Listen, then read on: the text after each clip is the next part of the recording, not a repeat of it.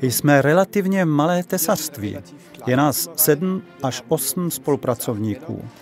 A to znamená, že potřebujeme stroj, který nám sladí jak cenu, tak i rychlost. Neděláme na něm tesařské konstrukce pro cizí, ale pouze pro nás. Stroj běží přibližně 4 měsíce v roce, pokud vůbec. A pro tuto potřebu je poměr nákladů a využití přizpůsoben vlastně jedině u Weinmanna. Také vidíme problematiku nedostatku odborných sil v budoucnosti. Dlouholetí spolupracovníci, kteří dosud stále přebírali zodpovědnou práci, ubývají. A nové pracovníky vzdělávat a odpovídajícím způsobem školit je relativně těžké. Tady přebírá stroj velmi mnoho starostí.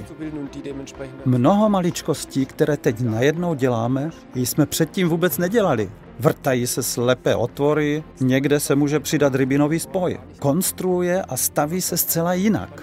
Dělají se věci, které předtím byly v ručně vyráběné konstrukci zdlouhavé. Teď se relativně jednoduše zadají přes software a stroj je převezme 1:1. Tento stroj v každém případě překonal naše očekávání. Myslel jsem, že bude třeba podstatně delšího času, když se s ním pracuje poprvé.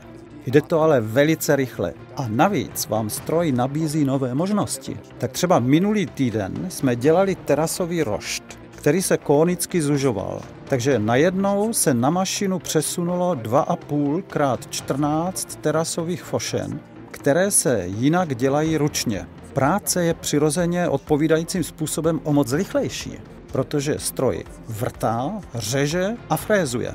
Veškerá práce mi jde jednoduše líp od ruky. Vpředu strčím dovnitř dřevo a vzadu vyleze hotové a perfektně zpracované. Jen ho odeberu, položím na štos a jedeme dál.